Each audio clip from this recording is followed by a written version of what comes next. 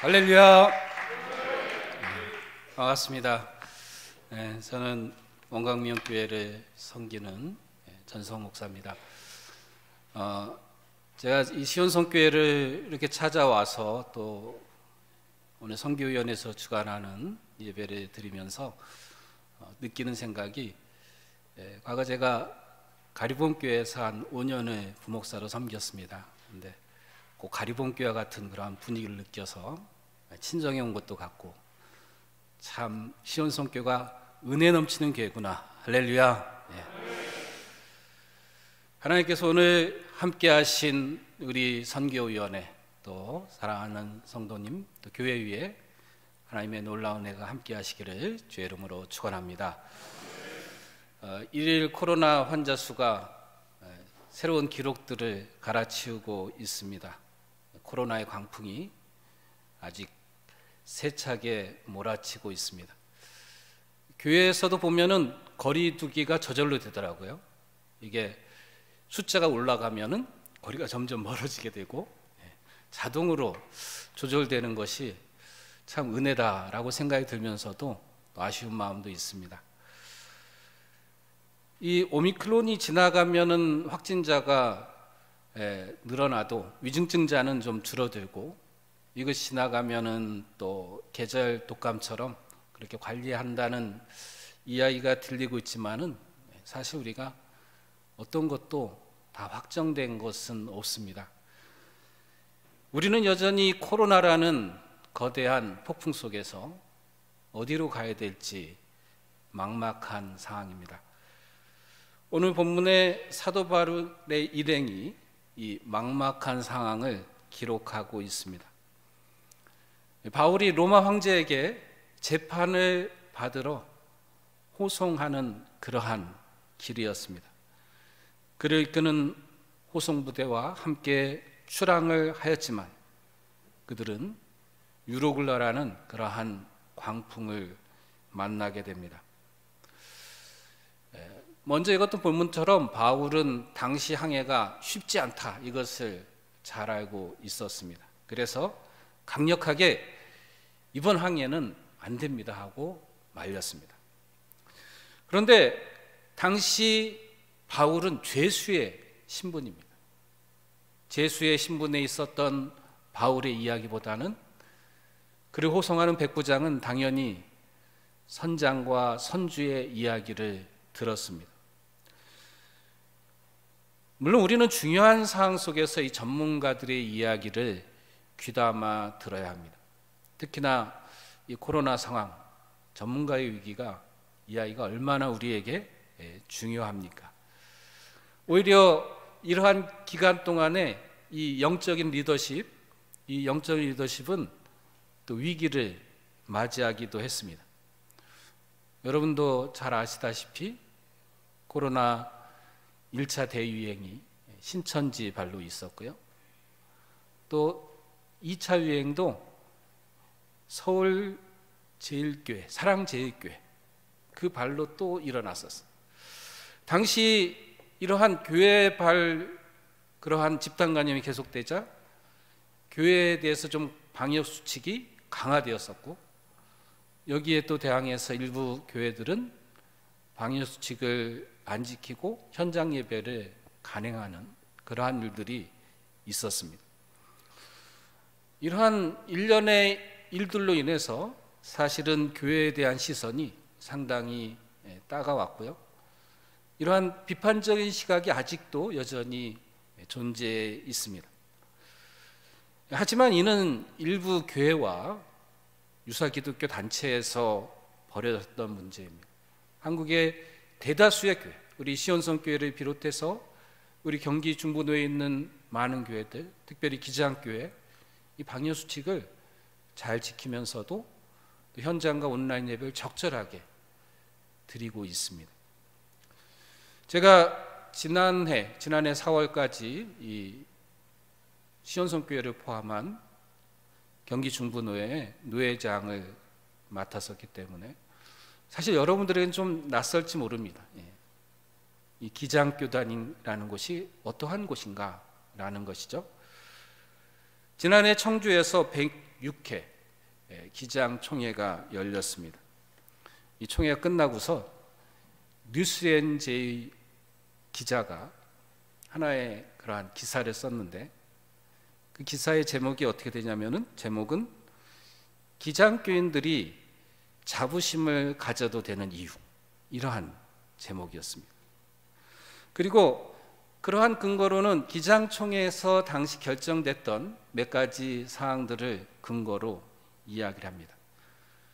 그 당시 어떤 다른 교단에서는 여성을 목사 안수를 줄 것인가 안 줄 것인가, 이거로 논쟁을 벌이고 있을 때 기장교단은 여성 총회장을 세우는 일을 했다는 것이에요. 제가 섬기던 예전 교회에 한국에서 첫 번째 목사 안수를 받은 고 양정신 목사님이라고 계셨습니다. 여목사님이시죠. 첫 번째 목사도 기장에서 안수를 세웠고요, 또 여성 가운데 첫 번째 총회장도 기장에서 나왔다는 것이죠. 그래서 이것이 다른 교단과 비교했을 때 얼마나 복음적이냐라는 것이죠. 뿐만 아니라 당시 결정된 사항에서 목사의 자격이라는 부분이 있어요. 목사의 자격에서 신체 건강한 자, 사실 이것에 대해서 우리가 큰 의미 없이 많이 사용이 됐었는데, 이 부분이 변경을 하였습니다. 왜냐하면 신체 건강한 자라고 하니까 누군가 이 장애우들이나 장애를 갖고 있는 사람들에 대해서 차별할 수 있는 소지가 있다는 것이죠. 그래서 이 부분을 삭제를 하고 장애우에 대해서 어떤 그런 차별들을 헌법 조항에 넣지 않는 부분을 또 통과를 시켰습니다. 뿐만 아니라 이 총회라는 것은 원래 목사님 또 장로님들 중에서는 총대들만이 모이는 곳이, 그런데 평신도들 가운데 여신도, 남신도, 청년, 이들 가운데서도 6명을 정회원으로 받아들였어요. 그러니까 이런 결정들은 다른 교단에서는 생각도 못하는 일들입니다. 사도 바울은 복음에 대해서 우리에게 전하고 있습니다. 너희는 유대인이나 헬라인이나 종이나 자유인이나 남자나 여자나 다 그리스도 예수 안에서 하나님이라. 할렐루야. 모든 지체가 하나가 되어야 돼요. 복음의 말씀을 가장 잘 이루고 실천하는 교단이 기장교단인 줄로 믿습니다. 할렐루야. 저 여러분이 몸담고 있는 이 기장교단이 이렇게 자랑스러운 교단이라는 것을 아는 것이 중요해요. 얼마나 복음적인 교단인지 아는 것이 중요합니다. 할렐루야. 그래야 이러한 영적 리더십이 흔들리는 가운데서도 내가 속한 교단이 올바른 리더십을 가지고 또 그러한 시온성교회가 올바른 리더십과 하나님께서 주시는 복음으로 나아가는 교회구나. 할렐루야. 네. 이것을 우리가 확신해야 됩니다. 코로나로 인한 대처에 있어서도 기장교단은 전문가의 의견을 존중하고 또 방역수칙을 잘 지켜나가고 있습니다. 그런데 여기뿐만 아니라 이 시대를 향하신 하나님의 일, 복음이 무엇인가, 이것을 잘 지켜나가고 있는 교단이라는 것입니다. 우리가 전문가의 이야기를 존중해야 합니다. 그러나 그것보다도 믿음의 사람들에게는 더 중요한 것이 있습니다. 때로 우리는 전문가의 이야기만은 듣다가 낭패를 보는 경험도 있습니다. 오늘 본문의 백부장이었던 율리오가 바로 그것을 경험하고 있습니다. 바울의 말을 무시하고 전문가의 의견만을 들었습니다. 전문가였던 선장과 선주에게는 그러나 숨은 동기가 있었어요. 전문가들에게는 항상 숨은 동기가 있어요. 어떤 숨은 동기가 있었겠습니까? 선장과 선주는 배를 출항을 항상 시켜야 돼요. 배를 항구에 묶어두는 것은 아무런 이득이 되질 않아요. 그래서 어떻게든 출항을 하는 것을 선장과 선주의 목표. 조금이라도 더 로마에 가까이 가서 정박하는 것이 선장과 선주의 목표입니다. 또한 백부장은 어땠습니까? 자신에게 맡겨진 임무를 잘 감당하기를 원했겠죠. 바울을 로마에 한시라도 빨리 호송하는 것이 자신의 임무를 잘 감당하는 거죠. 그렇기 때문에 죄수인 바울의 말보다는 그가 들었던 것은 선장과 선주의 말이에요. 그것이 옳다라고 여겼습니다. 모두가 빨리빨리 하려는 그러한 마음들이었어요. 최근 광주에 새로 짓는 이미 졌던 아파트들이 무너지는 일들은 많이 있었지만 새로 짓고 있는 아파트가 붕괴되는 일이 있었습니다. 그리고 그 사고로 6명이나 되는 소중한 생명을 잃게 되었습니다. 정확한 사고의 원인은 더 알아봐야 되겠지만 우리가 다 짐작을 합니다. 비용 절감을 위해서, 또 빨리빨리를 위해서. 이것이 이러한 생명을 잃는 사태에 이르지 않았습니까? 코로나 사태가 일어난 배경에도 어떻게 보면은 이러한 이기심이 작동되어 있습니다. 분명히 전문가들은 어떻게 하면 더 빨리빨리를 외쳤을 것입니다. 모두가 최대 이윤을 얻고자 하였을 것입니다. 그런데 그렇게 달려간 결과가 어떻게 되었습니까? 모든 피조물들이 함께 탄식하고 함께 고통을 겪고 있습니다. 하나님의 사람인 바울의 말을 무시하고 선장과 선주의 말을 따라 항구를 떠났던 그 배가 잠깐은 남풍을 만나서 잘 순항해 나갔습니다. 사람들은 좋은 결정을 했다라고 생각을 하였습니다. 그런데 얼마 되지 않아서 유로굴라라는 광풍을 맞게 됩니다. 이 지중해 지역은요, 이 뱃사람들도 잘 예측을 못하는 그러한 곳이라고 합니다. 특별히 이 아침까지 고요했던 그러한 바다에 광풍이 몰아치게 되면은 어느 쪽으로 갈지 이 방향을 알 수가 없는 것입니다. 성경에 보면 해와 달이 보이지 않는 날이 칠흑 같은 그러한 날이 14일이나 지났다고 합니다. 바울의 그 배가 유로굴라 광풍에 돌아가서 여러 날 동안 해와 달을 보지 못해요. 당시에는 이 해와 달이 중요한 항해의 길잡이가 되어집니다. 해를 보고 동쪽이 어딘지를 알 수가 있겠죠. 또 별자리를 보면은 밤에도 어디로 갈지를 알 수가 있어요.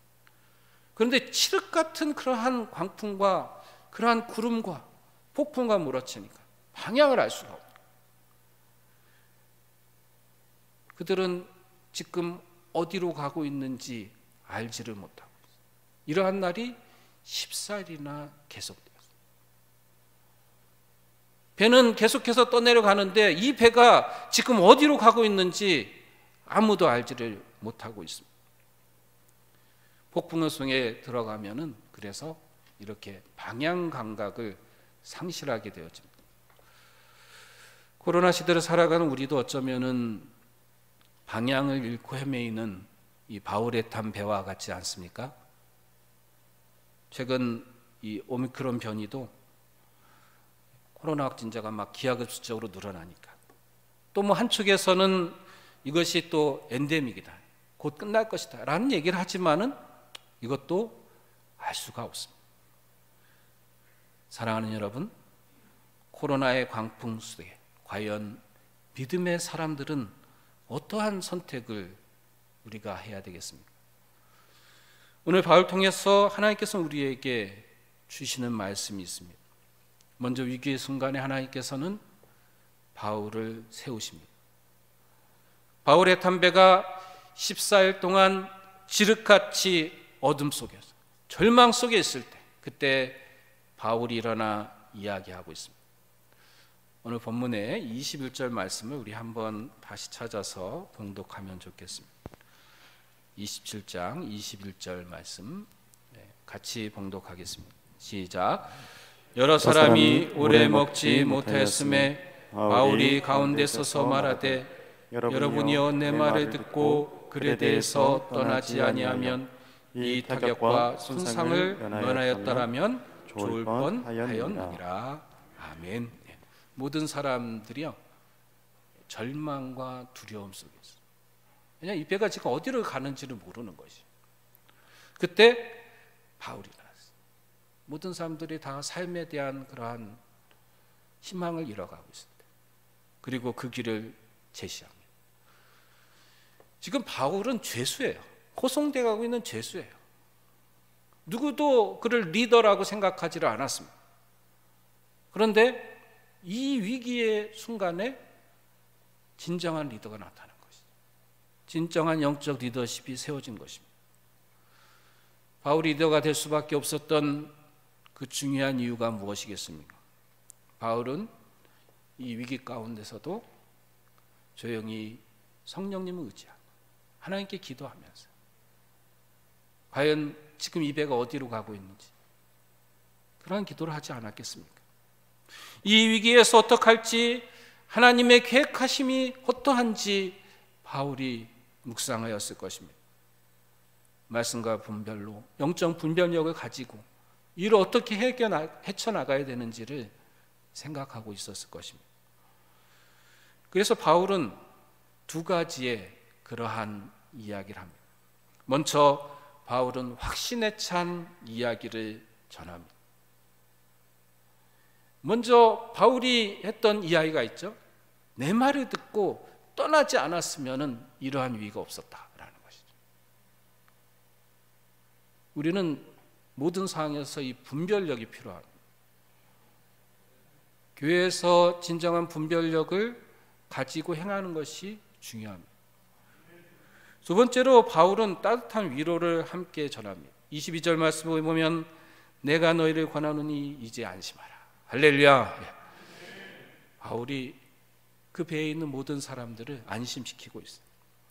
바울은 두 가지 영적인 모습을 우리에게 보여줍니다. 하나는 하나님 주신 지혜로 모든 문제의 원인이 무엇인지를 제시하고 있습니다. 두 번째로는 거기에 머무르지 않고 함께 탄 모든 사람들을 위로하고 있습니다. 바울은 영적 분별력을 갖고 있고 또한 위로자, 격려자가 되고 있다는 것입니다. 바울은 상황을 보기보다는 하나님 말씀만을 온전히 신뢰하면서 하나님께서 원하시는 것이 무엇인지, 하나님께서 지금 이들에게 무엇을 전하라고 하시는지 여기에 대한 분명한 분별이 있었다는 것입니다. 사랑하는 여러분, 하나님께서는 우리에게도 바울의 모습을 묵상하며 닮아가기를 원하실 것입니다. 여러분, 코로나의 위기 속에서 도대체 어떻게 살아가야 되겠습니까? 이 위기를 어떻게 넘어설 수가 있겠습니까? 모든 것의 주관자 되신 하나님 앞에 겸손하게 엎드린 그 한 사람을 통해서 하나님께서 그 배를 구원하신 것이. 할렐루야. 만약 그 배에 바울이 없었다면 어떻게 되겠습니까? 모두가 다 절망하고 모두가 다 폭동이라도 일어났습니다. 선원들은 자신들만 살겠다고 도망을 갈 수도 있었을 거예요. 사람들은 극도의 혼란 속에 절망하였을 것입니다. 그 배와 사람들이 분명 좋지 않은 결과에 이를 거라는 것을 우리는 충분히 생각할 수가 있습니다. 중요한 것이 무엇입니까? 영적으로 깨어있는 한 사람이 필요하다는 것이. 할렐루야. 여러분들은 여러분의 가정에 바울과 같은 사람들, 여러분의 가정이 이 바울과 같이 영적으로 깨어있는 사람이 없다면 그 가정이 어디로 갈지 모르는 것이. 하나님께서는 여러분을 여러분의 가정에 영적인 리더로 세우셨어요. 분별하고 깨어있고 위로하고. 할렐루야. 어떤 배이든 영적인 리더가 필요합니다. 믿음의 한 사람이 필요합니다. 어떤 사람은 그 배를 억지로 폭풍우 속으로 끌고 갈 수도 있어요. 이기적인 목적으로 자신의 뜻대로 행할 수도 있습니다.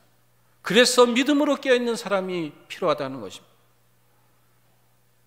우리에게 중요한 것은 환경이 아닙니다. 모든 배가 폭풍우를 만날 수가 있습니다. 바다에 나가는데 폭풍우를 만나지 않겠다라는 것은 있을 수 없는 일이에요. 코로나의 폭풍, 어느 누구도 피할 수 없는 일입니다. 중요한 것은 무엇입니까? 말씀으로 깨어있는 한 사람이 되어야 된다는 것이. 할렐루야. 내가 우리의 가정에 영적인 리더예요.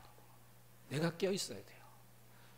우리 가정이 어디로 가야 되는지는 내가 기도하고 내가 하나님께 말씀을 받아야 돼요.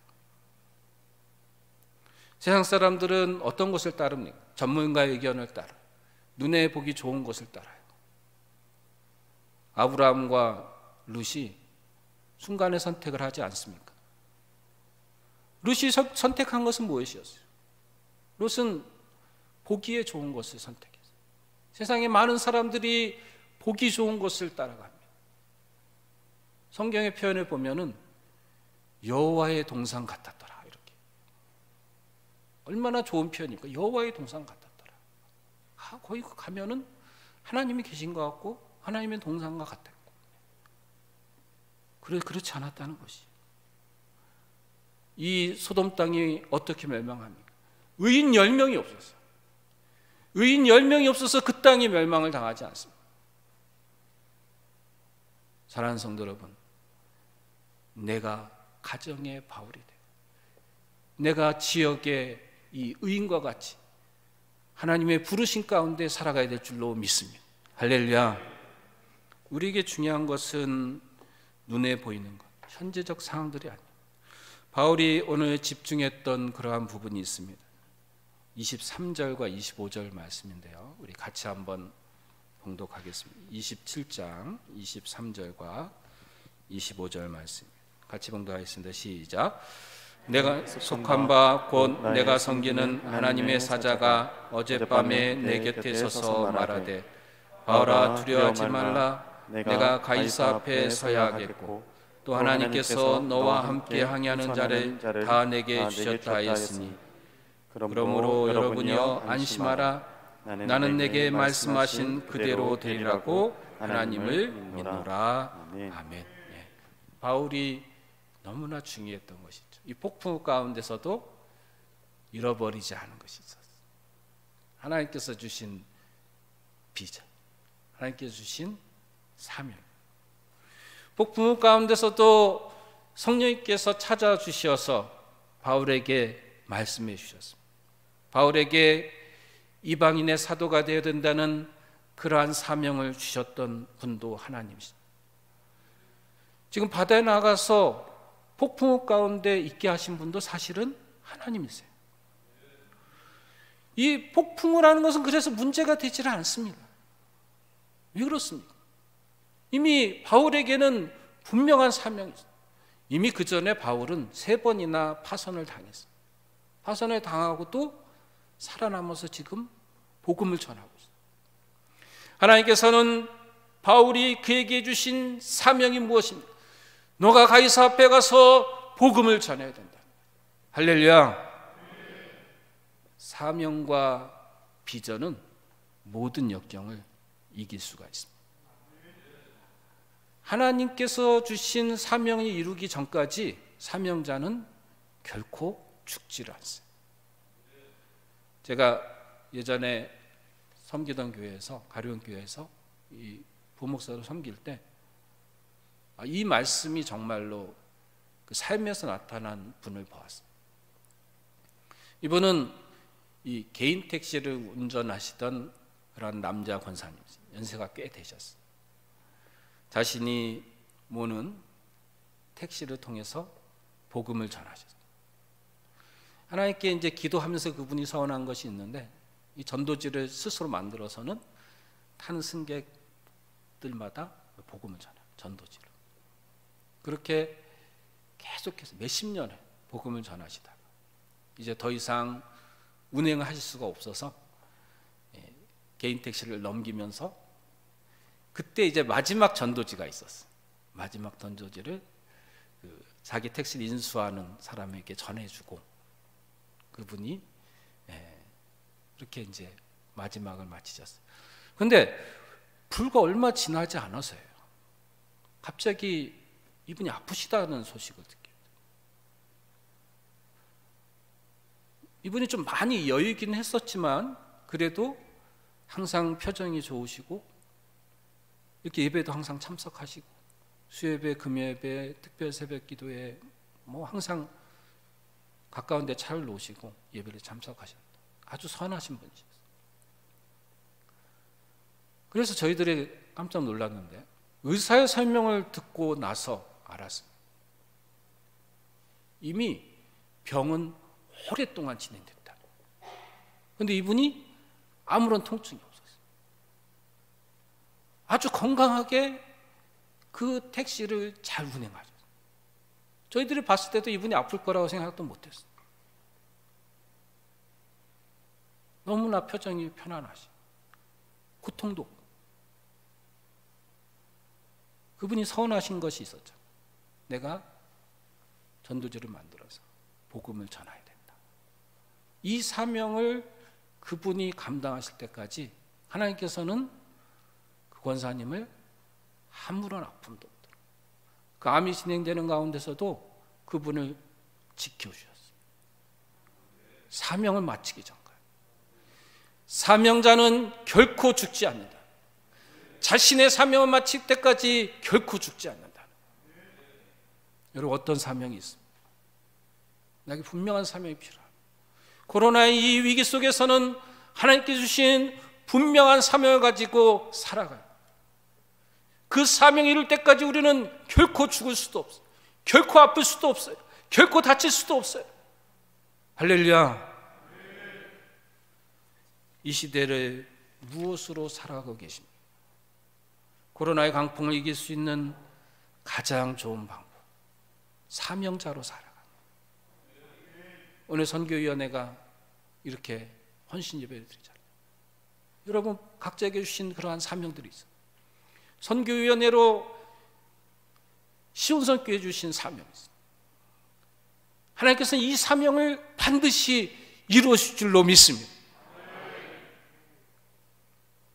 우리는 그냥 우리 개인의 안전, 이 코로나 상황에서 어떻게 잘 넘어갈 것인가, 사실 이것이 관심일 수 있어요. 그러나 하나님 관심 그것이 아니에요.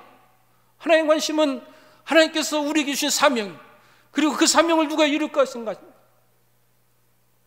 사랑하는 성도 여러분, 유로구라의 강풍 속에서 로마 가이사 앞에 서했던 바울을 기억하시기 바랍니다.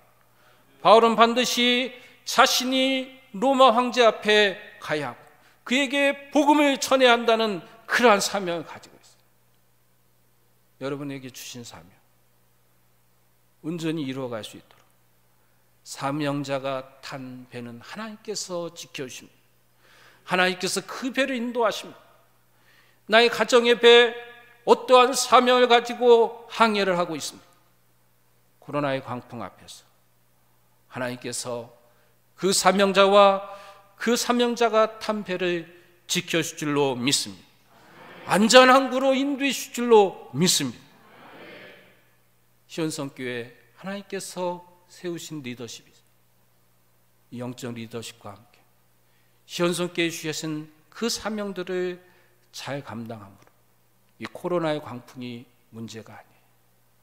우리는 더 높은 곳을 향해, 더 하나님의 기뻐하신 온전한 뜻을 향해 달려가야 될 줄로 믿습니다. 오늘 선교위원회 이렇게 헌신하며 또 하나님 앞에 나아갈 때 하나님께서 더 놀라운 은혜로 인도하시고 위로하시고 축복해 줄 줄로 믿습니다. 이 시대 하나님의 기뻐하신 뜻을 이뤄가는 저 여러분이 되기를 주님의 이름으로 축원합니다. 기도하겠습니다. 살아계신 하나님 아버지, 주님께서 사랑하시는 시온성교회를 세우시고 또 선교의 사명들을 지금까지 감당할 수 있도록 인도하심을 감사드립니다. 주께서 세우신 리더십과 함께 하나님 이 재단이 하나님 기뻐하신 뜻을 이루어가게 하시고 주의 큰 영광 누릴 수 있게 축복하여 주시옵소서. 하나님, 무엇보다도 나에게 주신 하나님의 사명을 분명히 깨닫게 하시고 그 부르심의 은혜 가운데 믿음으로 달려가게 하셔서 코로나의 강풍이 이기고 도리 어려운 가운데 하나님의 은혜가 넘쳤다, 하나님의 축복을 받았다 믿음으로 고백하며 달려갈 수 있는 주의 백성들 다 되도록 축복하여 주시옵소서. 예수 그리스도 이름으로 기도드립니다. 아멘.